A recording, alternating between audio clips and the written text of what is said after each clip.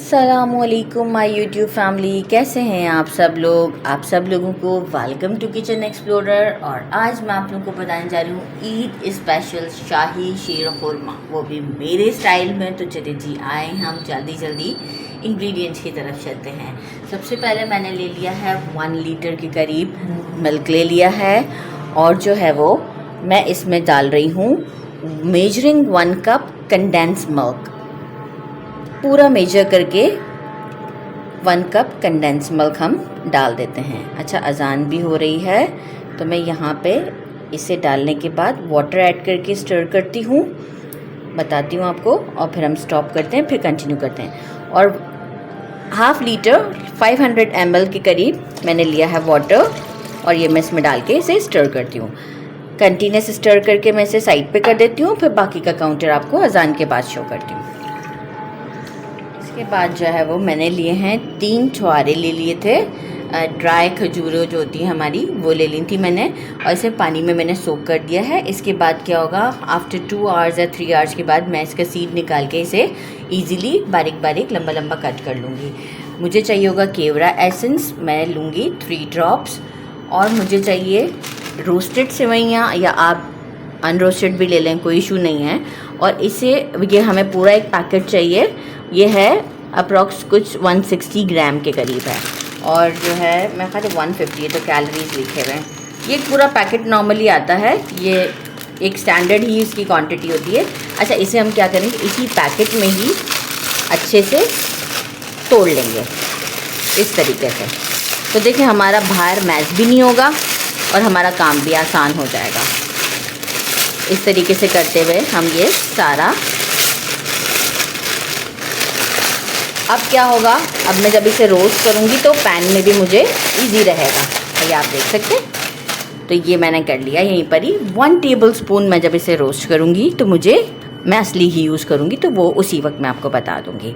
अच्छा, मैंने लिया है कोकोनट 2 टेबल स्पून के करीब। ये जो हमारा ड्राई कोकोनट होता है, सूखा नारियल जिसे कहते हैं, ये मैंने बारीक बारीक कट कर लिया है। आप डेसिकेटेड, मतलब वो जो बाहर से पिसा हुआ मिलता है वो नहीं लीजिएगा, ये इस तरीके से चंक्स में ही काटिएगा बारीक बारीक से। अच्छा, अराउंड 2 टेबल स्पून के करीब मैंने ले लिया है पिस्ता, अराउंड 2 टेबल स्पून ही है, या 6 to 7 कैशू नट्स हैं, ये आप ले लीजिएगा। और अराउंड 10 to 12 के करीब जो है वो बादाम हैं।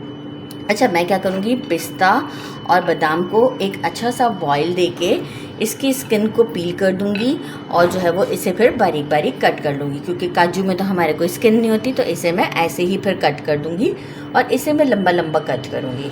तो बस अब हमारा यहाँ काम ख़त्म हो गया है। ये अब मैं डायरेक्ट ये दोनों चीज़ें आपको कट कर कर ही शो करूँगी, छुहारे और ये हमारा बादाम पिस्ता। तो बस अब फिर हम चलते हैं पैन की तरफ और फिर आपको शो करते हैं। मैंने एक फ्राइंग पैन ले लिया है, उसमें मैंने 1 टेबल स्पून के करीब असली घी डाल दिया है। ये देखिए, सारी चीज़ें मैं कट कर चुकी हूँ। इसे भी बॉईल करके बादाम पिस्तों को भी काट लिया मैंने, और काजू को भी मैंने, छुहारों को भी लंबा लंबा कट कर लिया है, और कोकोनट तो ऑलरेडी मैंने कट करके ही रखा था। इसमें मैं कोकोनट को डालूँगी, और मैं बिल्कुल स्लो फ्लेम पर इसे सिर्फ रोस्ट करना है। तो मुझे बस 1 मिनट लगेगा, और 1 मिनट के बाद मैं इसे निकालूंगी, लेकिन फ्लेम बिल्कुल स्लो होना चाहिए। देखिए, गोल्डन, लाइट गोल्डन सा शेड आ गया है। अब हम इसे निकाल लेते हैं, और फिर इसी पैन में हम जो है वो, देखिए अभी ऑयल हमारा ठीक, घी हमारा अच्छा खासा बाकी है, हम अपनी सेवइयाँ इसमें डाल देंगे। तो ये मैं सारे निकाल लेती हूँ, और फिर अब हम इसमें सेवइयाँ डाल देते हैं। सारे निकल चुके हैं। अब हम इसमें डाल देते हैं जो सेवइयों का पैकेट है हमारा, और बिल्कुल स्लो फ्लेम पर ही हम इसे अराउंड 10 मिनट तक रोस्ट करेंगे। पूरे 10 मिनट्स तक मैं इसे स्लो फ्लेम पर रोस्ट करूँगी। इसके बाद हमने मीनवाइल जो है वो अपना मिल्क भी जो है वो गर्म करने रख दिया है। बस अब जैसे ही ये रोस्ट हो जाती है, फिर हम मिल्क को सामने लेकर आते हैं। तो जस्ट 10 मिनट लगेंगे मुझे इसे उलटते पलटते रहने में, इस तरह से चलाते रहना है, और कुछ देर में ये सेटल हो जाएंगे। तो 10 मिनट्स के बाद आपको शो करते हैं। ये देखिए, सेवइयाँ हमारी अच्छे से देखें रोस्ट हो चुकी हुई हैं, और वही जो मैंने 1 टेबलस्पून घी डाला था, जिसमें मैंने कोकोनट को भी रोस्ट किया था और सेवइयों को भी। तो देखें आप कितना अच्छे से सेवइयों के ऊपर भी कलर आ चुका है। अब हम कर देंगे इसे साइड पर, और जो है वो हमने जो मिल्क हमारा रेडी रखा था, जिसमें हमने कुमैल भी डाला था, इसे हम मीडियम फ्लेम के ऊपर कंटिन्यूस स्टर करते रहेंगे। और जो है वो हम इसमें हमारे ये सारे ड्राई फ्रूट्स जो हैं वो ऐड कर देते हैं, और कंटिन्यूस हम इसे स्टर करते रहेंगे। जैसे ही बॉईल आएगा तो उस वक्त जो है वो हम, अच्छा ड्राई फ्रूट्स भी ऐड करना है हमें इस मोमेंट पर, और साथ ही में मैं जो है वो 3 ड्रॉप्स जो है वो मैं डाल दूँगी केवड़ा एसेंस के। अच्छा, आप चाहें आपको केवड़ा का ना पसंद हो तो आप इलायची भी डाल सकते हैं। 3 ड्रॉप्स मैंने डाल दिए केवड़ा के। तो बस अब मैं इसे एक बॉईल आने का वेट करूँगी, और इसके बाद फिर हम इसके अंदर अपनी सेवइयाँ डाल देंगे। तो ये देखें दूध में अबाउट बॉईल आना स्टार्ट हो चुका हुआ है। इस मोमेंट पर मैं क्या करूँगी, फ्लेम को मैंने कर दिया है थोड़ा सा स्लो, और मैं ये सारी सेवइयाँ इसमें डाल देती हूँ।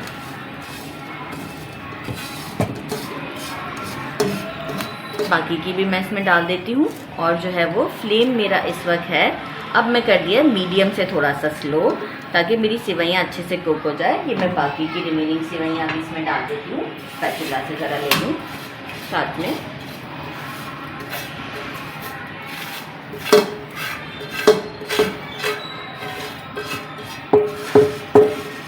बस अब मैं इसे जब तक कि हमारी, मैं थोड़ी सी विस्कस रखती हूँ, लाइक ये है कि मैं बहुत रनी सा नहीं रखती, मैं थोड़ा सा शीर खुरमा गाढ़ा गाढ़ा सा रखती हूँ।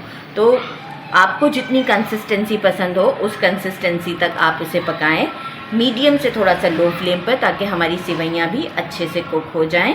और जैसे ही वो कुक हो जाएंगी और हमारी अपनी रिक्वायर्ड कंसिस्टेंसी के बराबर होंगी, तो हम स्टोव को बंद कर देंगे। अच्छा, फिर ये होगा कि इफ़ सपोज़ कि आपको लगे कि शुगर कम है, क्योंकि मैंने तो कुमैल डाला है, तो हम स्टोव बंद करने के बाद भी चेक कर सकते हैं शुगर, और हम शुगर डाल सकते हैं। मैंने इसलिए अभी नहीं चेक की क्योंकि मैंने रखा हुआ है रोज़ा, तो जो है वो मैं अफ्तार के बाद चेक कर सकती हूँ।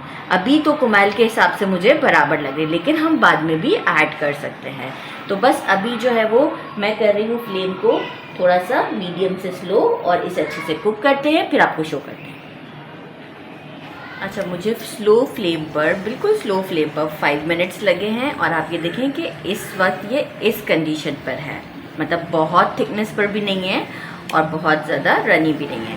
इस मोमेंट पर मैं कर दूंगी स्टोव को बंद, और इसे रूम टेम्परेचर पर ठंडा होने के लिए छोड़ देंगे। जैसे ही ये रूम टेम्परेचर पर ठंडा होगा तो ये थोड़ा सा और गाढ़ा हो जाएगा, तो उस वक्त जो है वो हम इसे डिश आउट करेंगे और आपको टेस्ट भी करके बताएंगे। और फिर आप इसे ठंडा, जिस तरह रूम टेम्परेचर पे खाना चाहें, गर्म खाना चाहें, या फ्रिज में रखकर ठंडा करके खाना चाहें, वैसे आप ज़रूर खाएं। तो बस इसे मैं आपको जैसे ही थोड़ा रूम टेम्परेचर पे ठंडा होता है डिश आउट करके दिखाती हूँ। अच्छा जी, देखिए ये मैंने इसे डिश आउट कर दिया है, और आप इसकी इस वक्त कंसिस्टेंसी चेक कर सकते हैं। ठीक है, ये इस वक्त इस तरह है, ये रूम टेम्परेचर पे। अब जैसे ही ये फ्रिज में जाएगा ना, उस वक्त ये और भी गाढ़ा हो जाएगा। ठीक है, तो फिर इस वक्त के लिए ये हमारा बिल्कुल परफेक्ट है। अच्छा, अगर सपोज़ के आपसे ये है कि आपको लगे कि बहुत ही गाढ़ा हो गया है, तो घबराने की ज़रूरत नहीं है, आप गरम मिल्क ऐड कर सकते हैं। तो ये अपनी नॉर्मल कंडीशन पर जितनी आपको कंसिस्टेंसी रखनी होगी उतना हो जाएगा। टेस्ट करते हैं, बिस्मिल्लाहिर्रहमानिर्रहीम।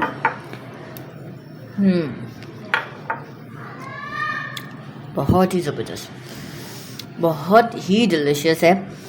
इस ईद पर इसे ज़रूर बनाएं, और मुझे कमेंट में ज़रूर बताइएगा कि ये आपको कैसा लगा। मेरे चैनल को लाइक और सब्सक्राइब करना नहीं भूलिएगा। अपना ख्याल रखिएगा। अल्लाह हाफिज़।